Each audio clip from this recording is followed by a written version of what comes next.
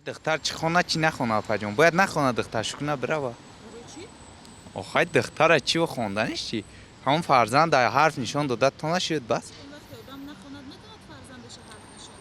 آخه وای همون تا صنف نهی حرفا یاد میگیره که خدا جون من باید معقول که همین صنف 11 تموم کنن نباشه صنف 9 چه میدونید 10 رو شهر میتن بعد کودک اویلا سواد نیست صنف 11 خونه البته و کمتر با